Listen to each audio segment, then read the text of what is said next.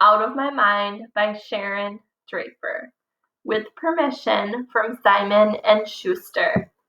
Chapter 8.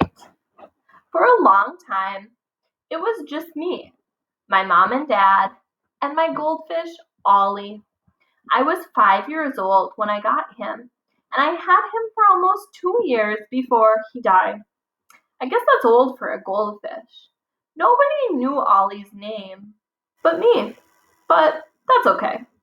Ollie had been a prize from a carnival Dad had taken me to, and I think Ollie's life was worse than mine. He lived in a small bowl on the table in my room.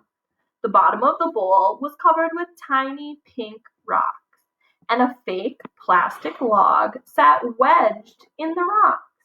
I guess it was supposed to look like something from under the sea. But I don't think there are any lakes or oceans that really have rocks that color. Ollie spent all day long swimming around that small bowl, ducking through the fake log and then swimming around again. He always swam in the same direction. The only time he'd change his course was when Mom dropped a few grains of fish food into his bowl each morning and evening. I'd watch him gobble the food, then poop it out, then swim around and around once again. I felt sorry for him. At least I got to go outside and to the store and to school. Ollie just swam in a circle all day. I wondered if fish ever slept. But anytime I woke up in the middle of the night, Ollie was still swimming. His little mouth opening and closing. Like, was he trying to say something? One day, when I was about 7, Ollie jumped out of his bowl. I had been listening to music on the radio. Mom had finally figured out I liked the country western station, and I was in a good mood. The music was sounding orangey and yellowish as I listened, and the faint whiff of lemons seemed to surround me. I felt real mellow as I watched Ollie do his thing round and round his bowl. But suddenly, for no reason I could figure, Ollie dove down to the bottom of his bowl, rushed to the top, and hurled himself right out of the bowl. He landed on the table. He gasped and flopped, and I'm sure he was surprised he couldn't breathe. His eyes bulged, and the gills on his side pulsed with effort. I didn't know what to do. He'd die without water, really fast. So I screamed. Mom was downstairs, or maybe outside getting the mail, but she didn't come right away. I screamed again, louder. I cried out. I yelled. I screeched. Ollie continued to flop and gasp, looking more desperate. Ollie needed water. I howled once more, but Mom didn't come running. Where could she be? I knew I had to do something, so I reached over to the table and stretched out my arm. I could just barely touch Ollie's bowl. I figured if I could get the fish wet at least a little bit, I might be able to save him. I hooked my fingers on the edge of the fishbowl and I pulled. Water splashed everywhere, all over the table, the carpet, me, and Ollie. He seemed to flop a little less for a second or two, and I kept wailing. Finally, I heard my mother thundering up the stairs. When she came through the door, she took one look at the mess and the dying goldfish and shouted, "Melody! What have you done? Why did you knock over the fishbowl? Don't you know a fish can't live without water?" Of course I knew that. I'm not stupid. Why did she think I'd been screeching and calling for her? She scurried over to the mess, scooped up Ollie, and gently placed him back in the bowl. Then she ran to the bathroom, and I heard her running water. But I knew it was too late. Either because of the time out of the bowl or because the bathroom water wasn't the right temperature. Ollie didn't survive. Mom came back in and scolded me once more. Your goldfish didn't make it, Melody. I don't get it. Why would you do that to the poor little fish? He was happy in his little world. I wondered if maybe Ollie wasn't so happy after all. Maybe he was sick and tired of that bowl and that log and that circle. Maybe he just couldn't take it anymore. I feel like that sometimes. There was no way I could explain to Mom what had happened. I really had tried to save Ollie's life. I just looked away from Mom. She was angry, and I was too. If she hadn't been so slow, Ollie might have made it. I didn't want her to see me cry. She cleaned up the mess with a sigh and left me with my music and an empty spot on my table. The colors had vanished. It was a long time before I was ready for another pet, but on my 8th birthday, my father brought a big box into the house. He seemed to have trouble holding on to it. When he set it on the floor in front of me, out exploded a flash of wriggling gold fun. A puppy! A golden retriever puppy! I shrieked and kicked with joy. A puppy! The clumsy little dog raced around the room, sniffing in every corner. I watched her every move, loving her right away. After exploring every table leg and piece of furniture, the puppy stopped, made sure all of us were watching, then squatted and peed right there on the carpet. Mom yelled, but only a little. That's when the dog knew she was in charge. She checked out Dad's bare toes, but she stayed away from Mom, who was trying to soak the spot out of the rug with paper towels and that spray stuff she uses in the kitchen. Finally, the puppy circled my wheelchair around and around like she was trying to figure it out. She sniffed it, sniffed my legs and feet, looked at me for a minute, then jumped right up onto my lap like she'd done it a million times. I barely breathed, not wanting to disturb her. Then, wow, wow, wow. She turned around 3 times and made herself comfortable. I think she made a noise like a sigh of satisfaction. I know I did. I stroked her soft back and head as gently as I could. I was the one who named her. Mom and Dad kept suggesting dumb names like Fuzzy and Coffee. But I knew as soon as I saw her what her name should be. I pointed to the bowl on the table, which held my most favorite candies, butterscotch, caramel.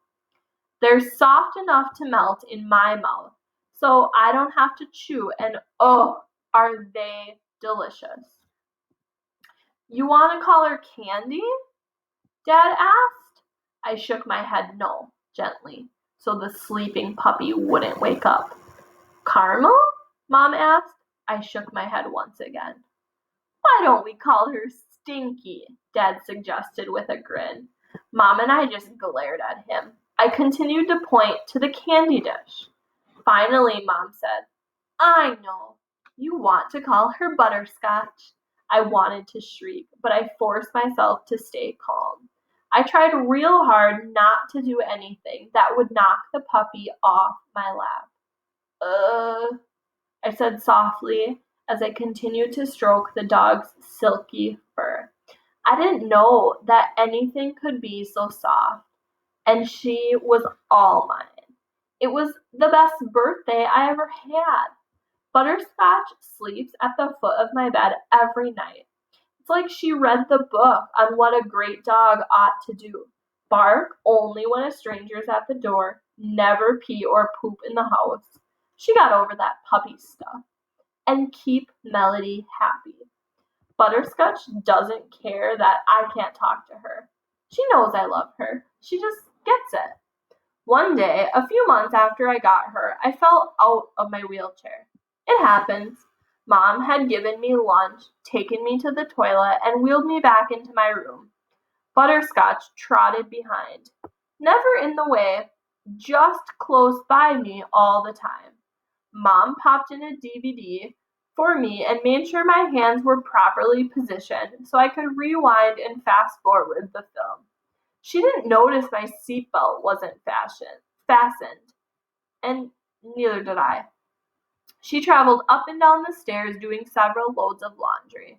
I'm awfully messy. And I guess she had started fixing dinner. The rich aroma of simmering tomato sauce floated up the stairs. Mom knows I love spaghetti. She peeked her head in to check on me and said, I'm going to lie down for a couple of minutes, Melody. Are you okay for a few?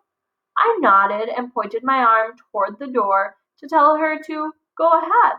My movie was getting good anyway. Butterscotch had curled next to my chair. She'd outgrown my laugh. So Mom blew me a kiss and closed the door. I was watching something I'd seen a million times, The Wizard of Oz. I think most people in the world can quote sections of that movie, no extra brains required, because it's one of the movies that gets played over and over again on cable channels. But I know every single word of but I know every single word in it. I know what Dorothy will say before she even opens her mouth. I don't think we're in Kansas anymore, Toto. It makes me smile. I've never been to Kansas or Oz or anywhere more than a few miles away from home. Even though I knew it was coming, when the movie got to the part where the Tin Man does that stiff little dance to the music of If I Only Had a Heart, I cracked up. I laughed so hard. I jerked forward in my chair and found myself face down on the floor. Butterscotch jumped up immediately, sniffing me and making sure I wasn't hurt. I was fine, but I couldn't get back up in my chair. Worse, I was going to miss the part where the cowardly lion gets smacked on the nose by Dorothy. I wondered how long Mom's nap would last. I didn't scream like that time Ollie had jumped out of the bowl. I wasn't upset, just a little uncomfortable. I tried to flip over, but I couldn't from the position I had landed in. If I could have seen the television from where I had fallen, I might have been okay on the floor for a little while. Butterscotch makes a great pillow. But Butterscotch went to the closed door and scratched. I could hear her claws ripping at the wood. Dad wouldn't be happy when he saw that. But Mom didn't come. So Butterscotch barked, first a couple of tentative yips, then louder and more urgent. Finally, she jumped up and threw her whole body against the door, making loud thuds. She'd bark, then thud, bark, then thud. Mom couldn't ignore all that racket.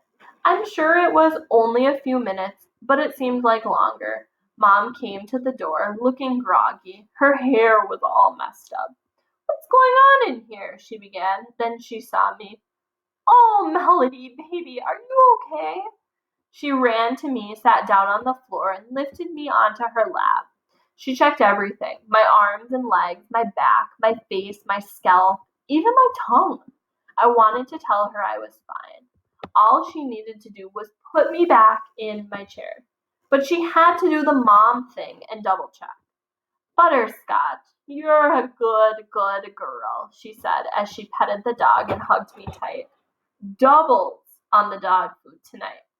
I'm sure Butterscotch would have preferred a nice thick bone instead. But she can't talk either, so both my dog and I get what they give us. Mom carefully put me back in my chair and made sure my seatbelt was latched correctly. Butterscotch curled up right in front of me, making sure, I guess, that if I slid out again, she'd be there to soften the fall. That dog is amazing. Mom restarted the video from the beginning, but somehow that yellow brick road had lost some of its magic glow. Nobody really gets wishes granted by the Great Oz. As I watched, I wondered if I were blown to Oz with my dog. What would we ask the wizard for? Brain? I've got plenty. Courage? Butterscotch is scared of nothing. A heart? We've got lots of heart, me and my pup. So what would I ask for? I'd like to sing like the Cowardly Lion and dance like the Tin Man. Neither one of them did those things very well, but that would be good enough for me.